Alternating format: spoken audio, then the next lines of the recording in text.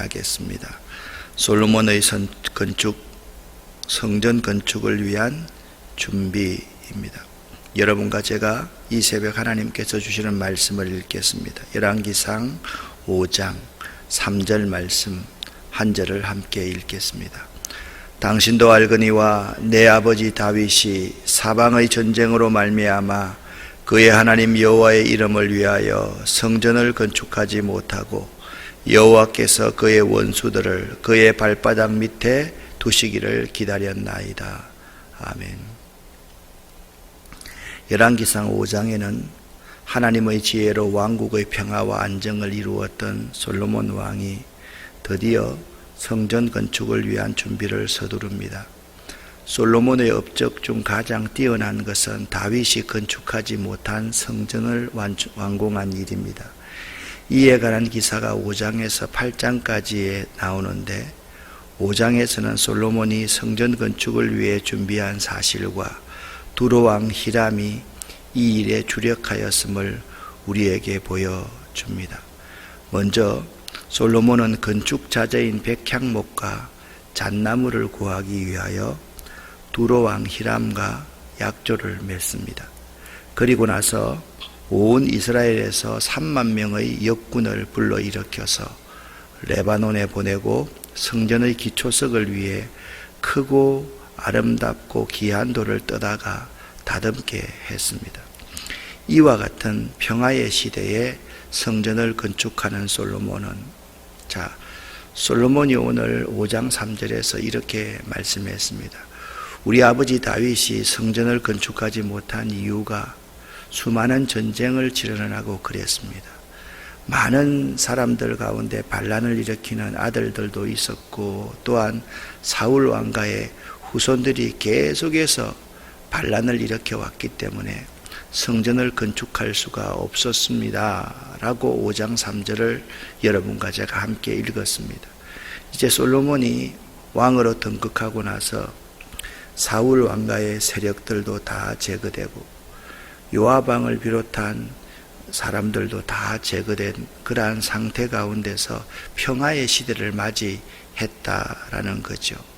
평화의 시대에 성전을 건축하는 솔로몬은 자신의 통치에 하나님의 임재가 임하길 바라는 마음이 간절했던 것입니다.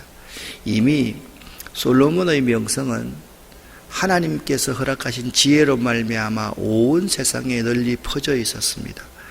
오늘 5장을 읽는데 4장 마지막 부분을 여러분과 제가 함께 읽어보겠습니다. 4장 34절 말씀 함께 합독합니다. 사람들이 솔로몬의 지혜를 들으러 왔으니 이는 그의 지혜의 소문을 들은 천하 모든 왕들이 보낸 자들이더라. 아멘. 솔로몬의 지혜가 애굽의 지혜보다 더 뛰어났다.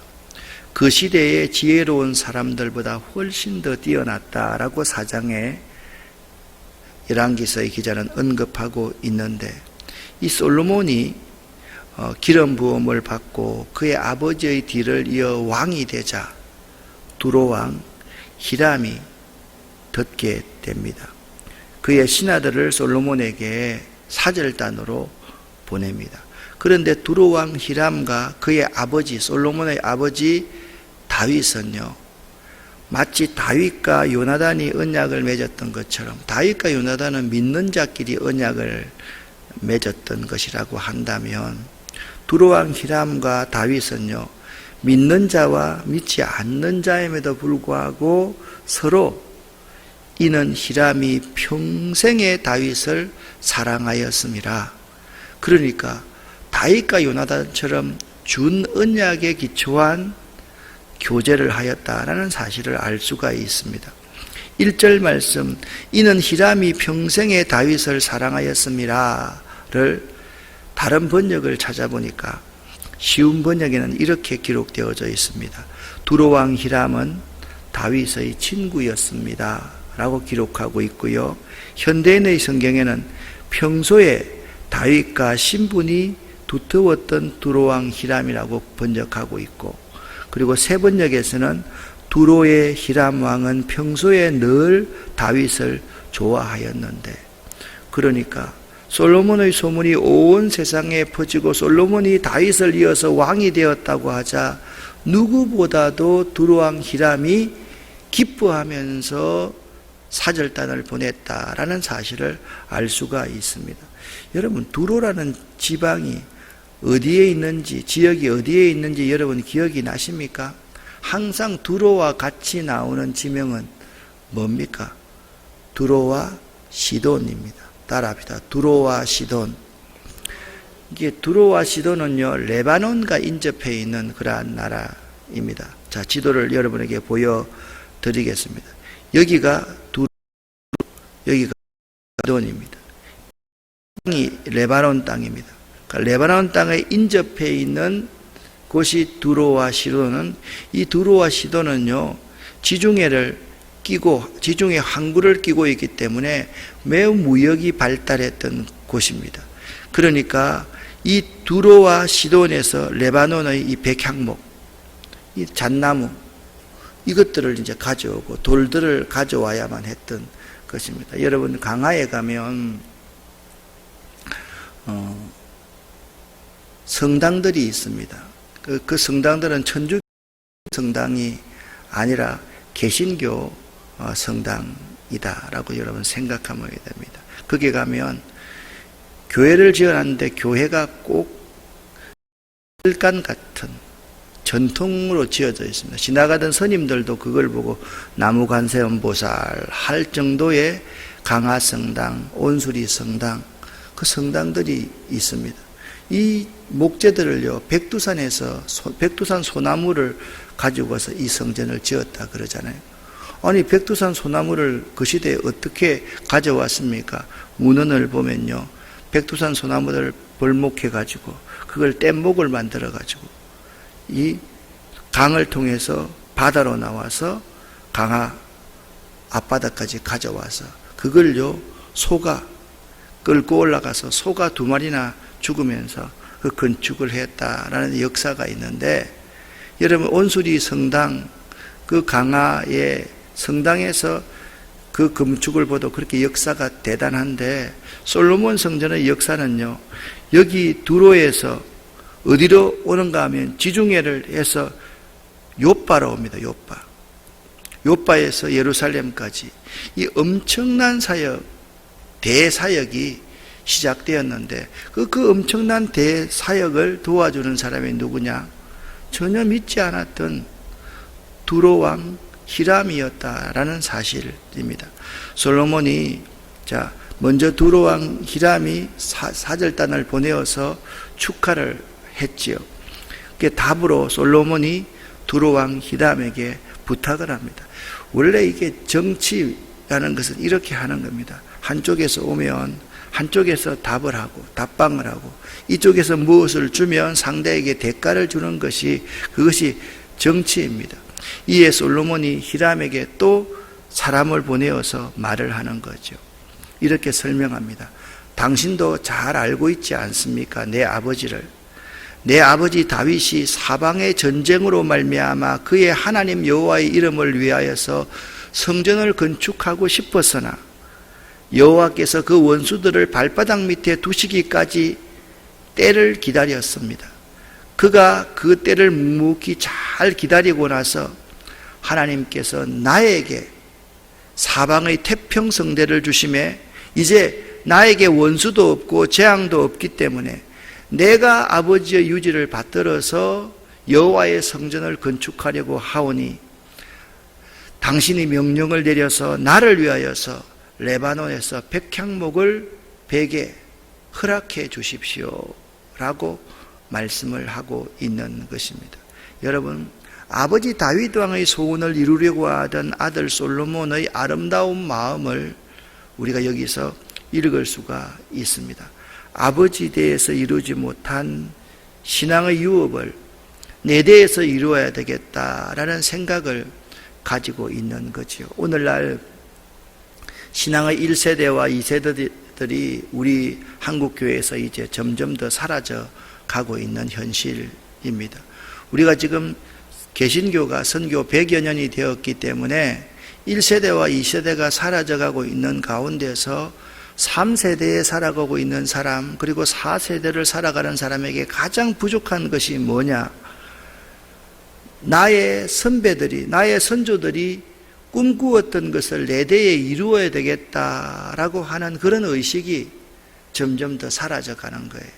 그냥 내 자식하고 내 사업 잘하고 내가 잘 먹고 살고 내가 원하는 그러한 내가 성전을 100개 사업에서 100개 짓고 싶습니다. 이게 아니라 이것도 중요하지만 선조에 대해서 정말 이루고 싶었던 그 꿈이 무엇인가, 그 꿈을 내 대에서 이룰 수 있는 신앙인이 우리 가운데 많이 필요하다라는 점입니다. 아버지 다윗은 정말 지혜로운 사람이었습니다. 왜냐하면 그는 기다릴 줄 아는 사람이었기 때문입니다. 다윗은 정말 성전을 건축하고 싶었던 사람이었지 않습니까? 근데 하나님께서 아니다. 오늘 열왕기서에 의하면 사방에 대적이 이렇게 많이 있어서 네 생명이 위태위태한데 어떻게 성전을 건축하겠느냐? 지금은 때가 아니다 라고 했을 때 이 솔로몬의 아버지 다윗은요, 포기할 줄 아는 지혜를 가졌던 사람입니다. 그리고 때를 위하여서 기다릴 줄 아는 지혜를 가졌던 사람이 다윗이었습니다. 이 두 가지를 함께 묶으면 다윗은 어떤 사람이었는가? 때를 분별할 줄 아는 지혜를 가졌던 사람이 다윗이었음을 알 수가 있는 것입니다. 여러분도 마찬가지입니다. 어떤 일을 진행하고자 할 때 내 때에 꼭 이루어야 될 것이 있습니다. 그런데 하나님이 여건과 상황을 이루시지 않으시면 그걸 포기할 줄 알아야 되고 다음으로 미룰 줄 알아야 됩니다. 기다릴 줄 알아야 됩니다. 그것 없이 무리하게 지금 내 때에 꼭 내 업적을 내기 위해서 이루어야 되겠다고 생각하면 그것이 실패로 바로 전락될 수 있다는 사실을 알아야만 하는 것입니다. 솔로몬이 이런 소원을 말하자, 아버지의 소원을 내가 이루고 싶습니다 라는 마음을 가지자, 믿지 않는, 솔로몬과 관계가 없었던, 아버지와 언약을 맺었던 두로왕 히람이 솔로몬의 그 말을 듣고 크게 기뻐하여 이르되 오늘 여호와를 찬양할지로다.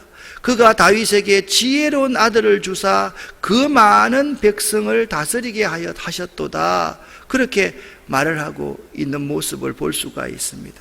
크게 기뻐하여. 그슬로 올라가면 히람과 다윗은 진실한 우정을 주고받던 사이인 것으로 보아서 히람과 솔로몬 사이에도 순수한 우정이 싹 텄을 것이라고 추정해 볼 수가 있습니다. 그래서 히람이 크게 기뻐했다 그렇게 말합니다. 그리고 히람이 말합니다. 여호와를 찬양할지로다. 이것은 두로 왕이 나타난 예사롭지 않는 반응입니다. 두로 왕이 하나님을 믿었다, 그것은 아닙니다. 그 시대에 하나님께서 다윗을 통하여서 강국을 이루었다는 사실을 들었고, 그리고 하나님께서 솔로몬 왕에게 지혜를 주어서 솔로몬이 지혜의 왕으로서 온 세상의 패권을 차지하고 있다는 사실을 두로 왕 시돈이 들었기 때문에 마치 느부갓네살 왕처럼 두로 왕 시돈이 여호와를 찬양할지로다 그렇게 말씀하고 있는 모습을 볼 수가 있습니다. 드디어 솔로몬이 두로 왕 히람과 약조를 합니다. 어떤 약조를 합니까? 히람에게 요구하지 않습니까? 백향목이 필요합니다. 돌이 필요합니다. 라고 하니까 솔로몬은 뭘 줘야 되겠습니까? 돈을 줘야 될 것 아닙니까? 11절과 12절 말씀을 여러분과 제가 함께 읽어보겠습니다.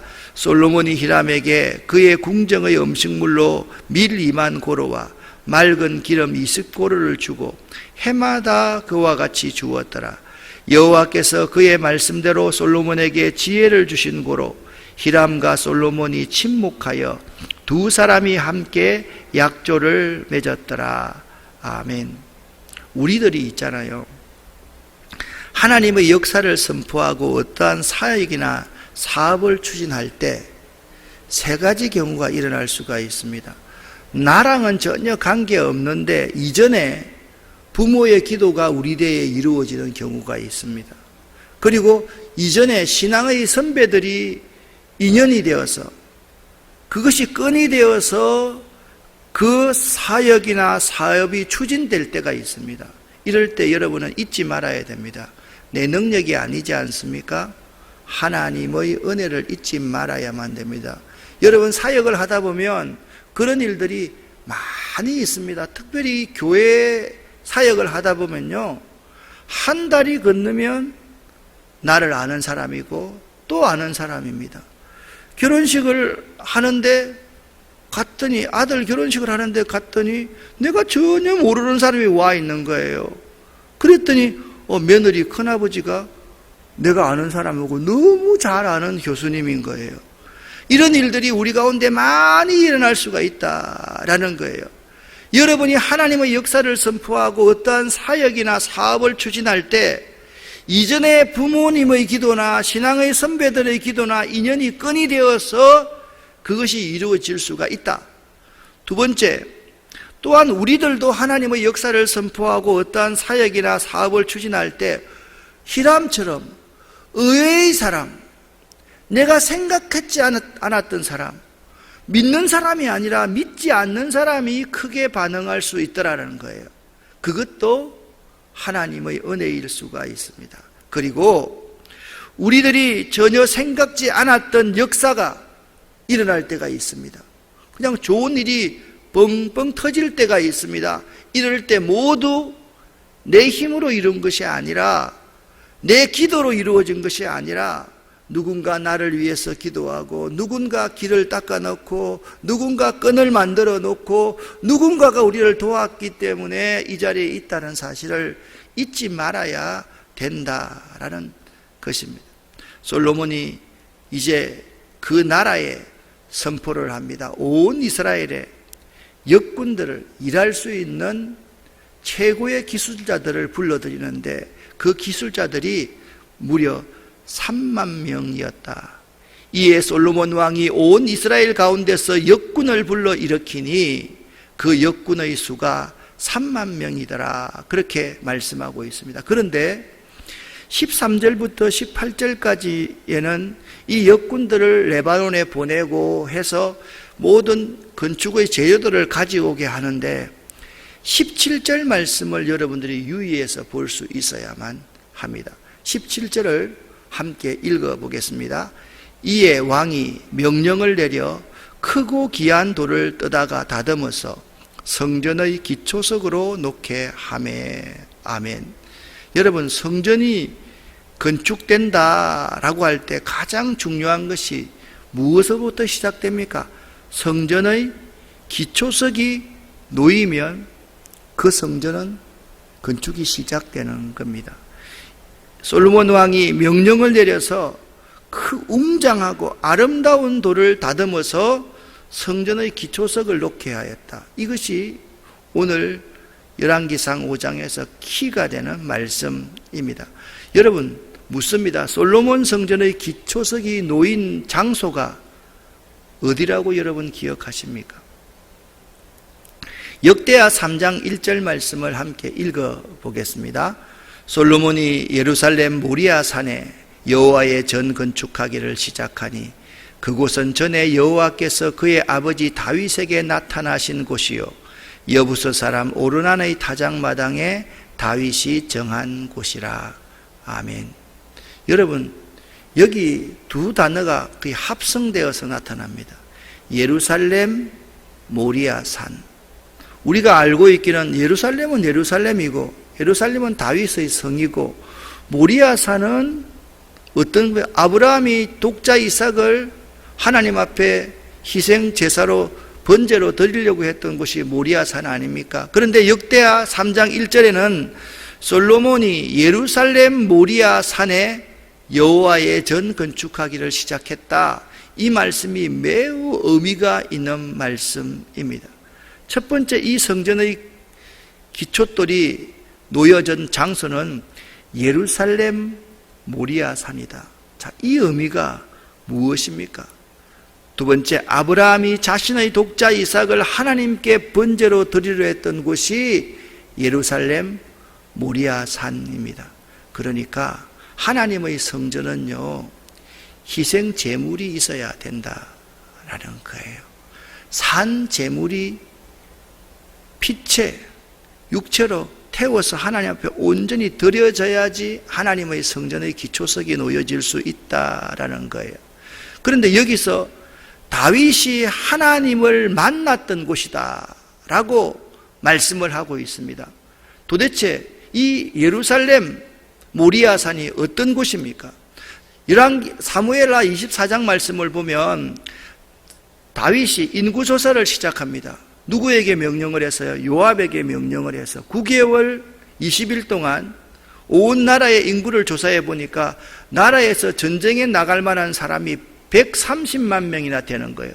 어마어마한 군사를 확인하는 순간 다윗이 깨닫게 됩니다. 이것이 하나님을 의지하지 않고 내 힘을 의지하기 위한 죄악이로구나. 하나님께서 다윗에게 선택하라고 했습니다. 3일 동안의 온역을 선택하는데 3일 동안 질병이 나서 7만 명이 죽어지는 거예요. 이때 다윗이 인구조사로 인한 하나님의 진노를 그치게 하기 위해서 번제를 드리려고 여부스 사람 아라우나로부터 은 50세겔에 사들인 땅이 예루살렘 모리아산 여부스의 사람 아리우나의 타작마당이더라는 그곳에 하나님의 성전의 기초석이 놓여졌다라는 거예요. 따라서 이곳 예루살렘 모리아산 아라우나의 타작마당은 완전한 희생과 헌신 그리고 완전한 속죄와 화해를 상징하는 장소가 예루살렘이요 모리아산이요 아라우나의 타작마당이었던 것입니다. 여러분과 제가 하나님의 성전이라고 말을 하잖아요. 그럼 여러분과 저의 기초에는 항상 무엇이 있어야 되는가? 완전한 희생과 헌신의 신앙인이어야 된다라는 거예요. 속죄와 하해의 은혜를 생각하지 않으면 우리가 하나님의 성전이 될 수가 없는 것이죠. 성전의 기초석이 놓인 이 예루살렘 성전, 이곳은 하나님과 인간 사이의 화목을 위한 예수 그리스도의 십자가의 대속의 사역을 예표하는 곳이다 라고 말씀드릴 수가 있습니다. 사랑하는 성도 여러분, 오늘 아버지 다윗이 이루지 못한 위대한 업적을 솔로몬이 자기 대 이루기 위해서 준비하는 과정을 살펴보았습니다. 첫 번째 기도 제목입니다.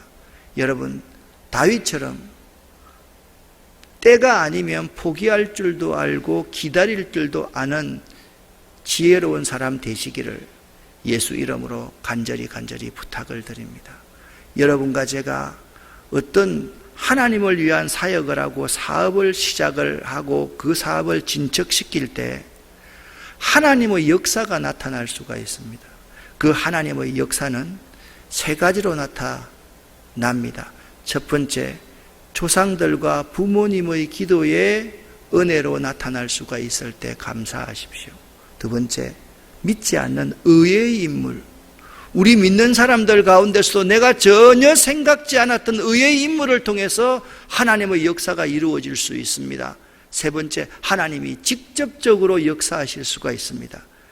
그 하나님의 은혜가 어떻게 이루어지든지 간에 내가 한 것이 아니기 때문에 하나님의 은혜에 감사하고 찬양하는 것 잊지 않으시는 여러분 되시기를 예수 이름으로 간곡히 부탁을 드립니다. 마지막입니다. 우리가 하나님의 성전이라고 할 때 반드시 성전에 기초석이 놓여져야 합니다. 마태복음 16장 말씀을 보면 베드로에게 너는 반석이라 그렇게 말씀하면서 신앙 고백을 하게 만듭니다. 주는 그리스도시요 살아계신 하나님의 아들이십니다. 우리의 가장 기초에 하나님과 화해하고 화목해 하려는 그러한 마음, 희생과 헌신의 마음, 속죄의 마음, 이러한 도도한 우리의 신앙의 고백이 우리의 기초에 쌓여 놓여지지 않으면 우리 자신이 성전이 될 수 없다는 사실, 이 사실을 꼭 기억하는 여러분 되시기를 예수 이름으로 간절히 축원합니다. 기도하겠습니다. 살아계신 아버지 하나님 감사합니다. 오늘도 하나님 우리에게 은혜를 주셔서 감사합니다. 오늘은 서성의 날입니다. 오늘날 많은 선생은 있지만 서성은 없다라고 말들을 하는데 우리의 영원한 서성이신 예수 그리스도 그분의 십자가의 헌신과 희생, 속죄와 화해의 정신을 따라갈 수 있는 저희들 될 수 있기를 원합니다. 하나님 우리에게 복의 복을 내려 주시옵소서. 오늘 이 새벽도 기도할 때 하나님 우리에게 하나님의 역사를 이루어 주시옵소서. 우리 부모님과 우리 사랑하는 믿음의 선배들의 기도가 우리에게 이루어지든지 전혀 예상치 못했던 두로왕 히람 같은 사람들을 통해서 역사를 이루어 주시든지 하나님이 직접 역사를 이루어 주시든지 우리의 모든 소원을 하나님 들어 응답하여 주시옵소서. 예수 그리스도 이름으로 축복하옵고 간절히 기도 올립니다. 아멘.